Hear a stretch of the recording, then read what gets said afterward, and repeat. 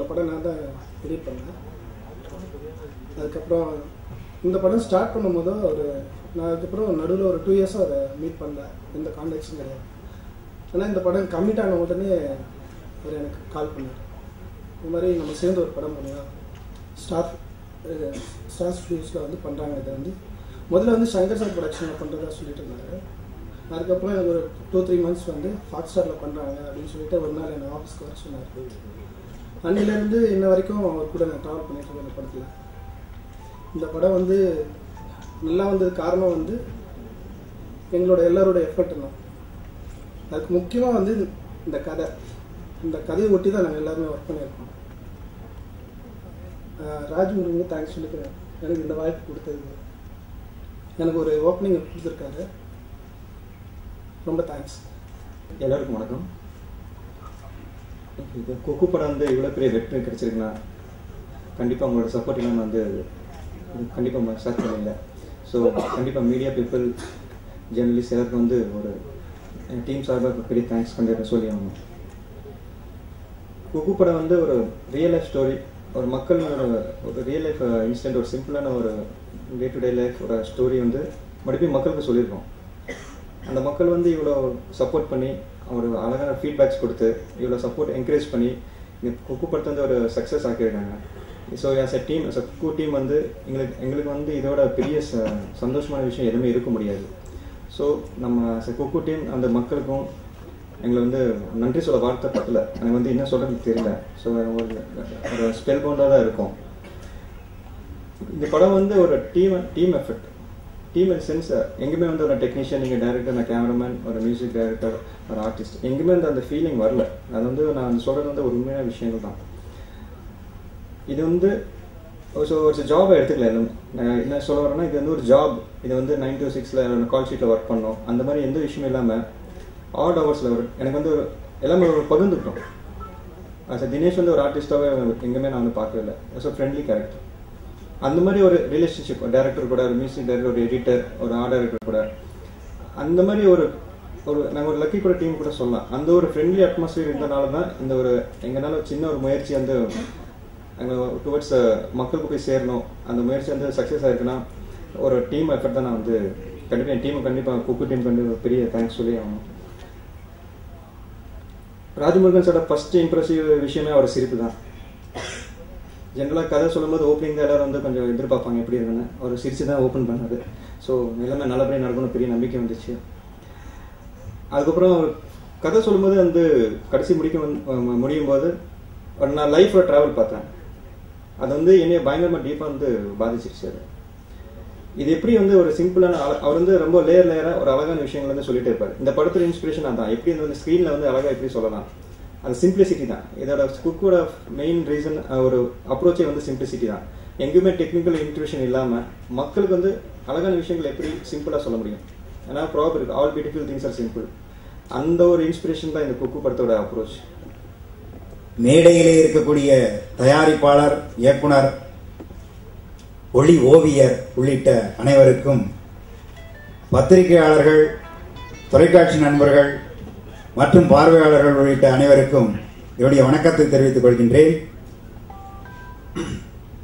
இந்த படத்தின் வெற்றி ஒரு தனி மனிதனின் வெற்றி அல்ல, ஒரு குழுவின் வெற்றி. அதான் டீம் ஸ்பிரிட், டீம் எஃபர்ட் அந்த ஒளி ஓவியர் சொன்னார்ல, அதுதான் இதோட வெற்றி என்றுதான் எனக்கும் தோன்றுகிறது. இந்த படம் தான் எனக்கு முதல் படம். இப்படிப்பட்ட ஒரு பெருமைக்குரிய, அருமைக்குரிய, மென்மையான, உருக்கமான ஒரு படத்தில் நடிப்பதற்கு வாய்ப்பு கொடுத்த இயக்குனர் ராஜ்முருகன் அவர்களுக்கு என்னுடைய நன்றியை நான் தெரிவித்துக் கொள்கின்றேன். அது மட்டுமல்லாமல் இந்த படத்தில் நடிப்பதற்கு ஒப்புதல் அளித்த ஹாட்ஸ்டார் ஸ்டுடியோ நிறுவனத்தாருக்கு என்னுடைய நன்றியை தெரிவித்துக் கொள்கின்றேன். இந்த படம் வெற்றி பெறுவதற்கு உதவிய தொலைக்காட்சிகள், பத்திரிகைகள், விளம்பர நிறுவனங்கள் உள்ளிட்ட அனைத்து அமைப்புகளுக்கும் நன்றியை தெரிவித்துக் கொள்கின்றோம். என்ன இந்த படத்தில் நடிக்கின்ற போது இயக்குனர், நடிகர், கதாநாயகன், கதாநாயகி என்ற எந்த வேறுபாடுமின்றி, தொழில்நுட்ப கலைஞர்கள் என்ற எந்த வேறுபாடுமின்றி அனைவரும் நண்பர்கள் போல என்னிடம் பழகினார்கள். அனைவருமே அப்படித்தான் பழகினோம். அதுதான் இந்த படத்தோட வெற்றிக்கு காரணம் நினைக்கிறேன். அதனால்தான் இந்த படத்தில் என்னால் இயல்பாகவும் ஓரளவுக்கு நல்ல முறையிலும் நடிக்க முடிந்தது என்று நான் கருதுகின்றேன். இப்படிப்பட்ட பெருமைக்குரிய படத்தில் நடிப்பதற்கு ஒரு நல்ல வாய்ப்பாக இது அமைந்தது. இந்த படத்திற்கு ஆதரவளித்த தமிழ் திரையுலக ரசிகர் பெருமக்கள் அனைவருக்கும் எங்களுடைய நன்றியை தெரிவித்துக் கொள்கின்றோம். குக்கு வந்து இனிஷியலாக வந்து ரொம்ப ஒரு எக்ஸ்பெரிமெண்டல் ஸ்டேஜ். ஆக்சுவலாக அந்த படம் இது இப்படி இருக்கும், இந்த மாதிரி நாங்கள் பண்ண போகிறோம்னு சொல்லி சண்முகம் சார் சொன்னார்.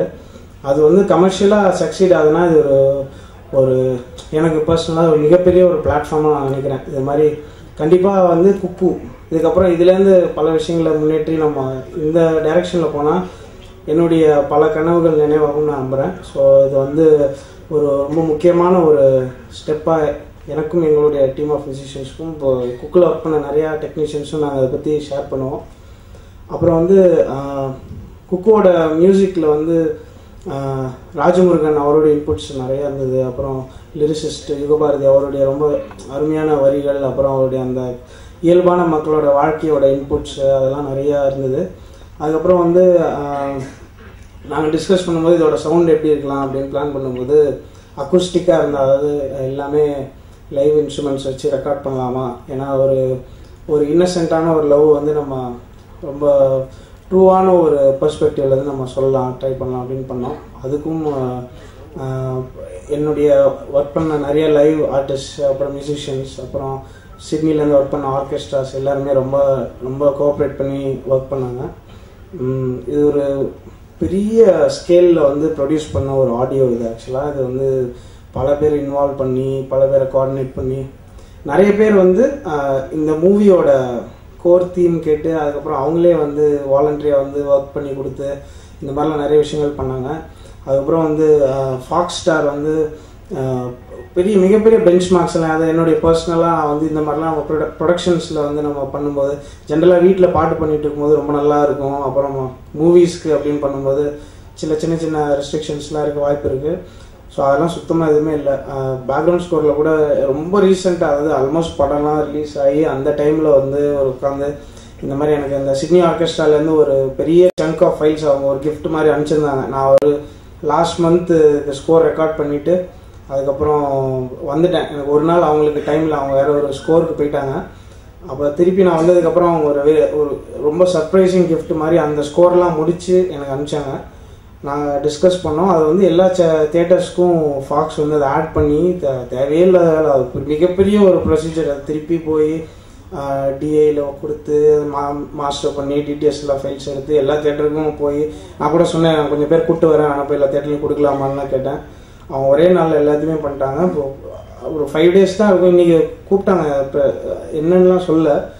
அப்போ தான் தெரிஞ்சது கமர்ஷியலியும் ரொம்ப நல்லா போயிருக்கு அப்படின்னா ரொம்ப சூப்பரான ஒரு விஷயம். இந்த பிளாட்ஃபார்ம் வச்சுட்டு இதுலேருந்து நிறைய இம்ப்ரூவ்மெண்ட்ஸ் பண்ணால் ஒர்க் பண்ணுறவங்களுக்கும் பார்க்குறவங்களுக்கும் இந்த ஒர்க் பண்ணும்போது ஒரு மேஜிக் கிரியேட் ஆகும். அப்போ மட்டும்தான் ஒரு பெரிய சந்தோஷம் வரும். அதுக்கப்புறம் அந்த ஆடியன்ஸோட போய் பார்த்து அப்போது ஒரு சந்தோஷம் வரும். இதை வந்து எங்கேயுமே தடைப்படாமல் இப்படியே கொண்டு போகிற மாதிரி இருந்தால் I think it's a very very big step forward for us personally in Tamil. Thank you. வணக்கம். Firstly, I would like to say that whatever I say here would be limited to my 16 years of life. I would say it in my perspective. So, no offense. I would actually, I remember I was at home and my dad comes up to me and he says, Malu, you got a call from Foxstar. They chose you for playing blind. Supposed to meet the director and all. I was like, Dad, are you sure? Will I be able to do it? But basically, I would like to say that my dad was a support throughout until I realized that I could actually do the movie. I remember I was waiting at Foxstar office on the top floor. I was waiting for Rajamurugan sir to enter. I was like, oh God, it's the Tamil industry. They're going to be so serious. I'm a kid. They would find me very kiddish. But he enters with his laugh, his very positive laugh, and all the tension just, it just vanishes. And later on I talk to him and I feel very comfortable. And I see that he is confident that I can act, but I'm confused. Why can't I get confident that I can? Well, I got the confidence after a workshop of almost 7 days where I was made to interact with blind people. Till then, I thought, blind people, they would be very sad, they would be not happy with the way they are, definitely. It's a disability, that's how I saw it. They'll be gloomy, the movie would be about the sad part of their life, but yes, talking about the crew, like I said, Tamil industry, big wigs, I have to be serious, I have to be professional. I shouldn't be getting friendly with anyone because it's a Tamil industry. I should just stick to my work. It was about everybody who worked in the movie had just one goal, the success of Cuckoo. It was not limited to their work of acting or taking shots or directing or producing music. It was a very joint, involved venture that made Cuckoo a success. Part of such a wonderful, such a dedicated, such a divine team. I don't know, do I deserve this? Do I deserve to be here speaking to all of you? But actually, gratitude right now is just beyond words. I would like to conclude that. Rajamurugan sir thank பண்ணிக்கிறேன். Ranjith sir சொல்லி தான் வந்து Rajamurugan sir நான் பார்த்தேன். Office போயிட்டு first வந்து தசைனை தீச்சல்னு ஒரு படம் பண்ணியிருந்தேன். அது ரிலீஸ் ஆகல, அது பிளாக் அண்ட் ஒயிட். 1940 ஒரு ஆன்டி பிரிட்டிஷ் உள்ளது. அதுக்கப்புறம் அந்த ஃபிலிம் ஷோரில் பார்த்தா வந்து ரஞ்சித் சார் ஆடிஷன் மூலிமா போனது. பட் அதை கேமராமேன் தேட்டிட்டு இருந்திருக்காரு. அப்போ ஷோரில் அதை பார்த்துட்டு ஒன்றும் கான்ஃபிடென்ட் அவருக்கு அதிகமாகிடுச்சு. அப்புறம் ராஜமுருகன் சார் ஃபாக்ஸில் இருக்காங்க, போய் பாரு அப்படின்னு சொல்லிட்டு அனுப்பிச்சார். அப்படி தான் போய் பார்த்தேன். ரூமை திறந்த உடனே அந்த சிரிப்பு தான். அது எல்லாரும் சொன்ன மாதிரி அடிக்கடி அவர்கிட்ட சொல்றது வந்து அந்த ஸ்மைல். அவருக்கு லைஃப்ல எதனா வேணாலும் அவர் சிரிச்சாலே போதும், அவர் கிடைச்சிடும் கண்டிப்பா. 2 நாள் அது கம்மியா இருந்துச்சு படம் ரிலீஸ்க்கு அப்புறம். இன்னைக்கு தான் காலேஜ்ல தான் திருப்பியும் பக்காவா இருக்கு. இந்த படம் பண்ணது வந்து பர்சனலா நான் ஆரம்பத்துல இருந்து எல்லா இன்டர்வியூலயும் சொல்லிட்டு இருக்க மாதிரி நான் நிறைய எடுத்துக்கிட்டேன். உள்ள லைஃபை பாக்குறது, ஹேண்டில் பண்றது, நமக்கான பிரச்சனை இது சின்ன விஷயம் கூட ஹர்ட் ஆயிடும்ல. பட் அதெல்லாம் இல்லை அப்படின்னு சொல்லிட்டு இளங்கானு பயங்கர பாசிட்டிவான ஒரு விஷயம் ஃபுல்லாவே. இது நான் ரொம்ப தேங்க்ஸ் சொல்லிக்கிறேன் எல்லாருக்குமே. கம்பெனி, ஃபாக்ஸ் ஸ்டார், ஆலிஃப் ஃபாக்ஸ் ஸ்டார்ல வந்து அவர் ஆரம்பத்துலேருந்து என்கரேஜ் பண்ணிட்டு இருந்தார். அவர் தமிழ் தெரியாது, நமக்கு இங்கிலீஷ் கொஞ்சம் டஃப். பட் ஆனால் அவர் அவ்வளோ எனர்ஜி கொடுத்துட்டே இருந்தார். அவர் மகேந்திரன் சார், சண்முகம் சார், அப்போ அவ்வளோ கான்வர்சேஷன் இல்லை. இப்போதான் பேச முடியுது, ஆரம்பிக்கும் போது அப்படி இல்லை சார். ஆனால் இருந்துச்சு. ஏன்னா இந்த படமாக எடுத்து பண்ணதே ஒரு சூப்பர் விஷயம். சந்தோஷமா இருக்கு இந்த படம் பண்ணது. இதுக்கப்புறம் ராஜமுருகன் சார் கிட்ட இருந்து இந்த சக்சஸ்ன்றதுனால இதுக்கப்புறம் இன்னும் சமக்கத்தா வேற ஒரு படத்தை எதிர்பார்க்கலாம். நானும் வெயிட் பண்றேன். பிரமோத் சாரும் அதே மாதிரி அந்த டீம் அப்படின்னு சொல்லி அது அந்த ஃபோக்கஸ் வந்து பயங்கர பிரச்சனையா இருக்கும். ஏன்னா ஒரு இடத்துல நிக்க மாட்டேன், அது ஆட்டே இருக்கும், அது கொஞ்சம் டென்ஷன் ஆவாங்க ஃபோக்கஸ் அப்படின்னு சொல்லிட்டு. பட் அவர் கொஞ்சம் ஹேண்டில் பண்ணாரு, அட்டகத்திலேருந்தே நடந்துச்சு அது. எல்லாருக்குமே தேங்க்ஸ். அது ரொம்ப சந்தோஷமா இருந்துச்சு இந்த படம் ஒர்க் பண்ணது.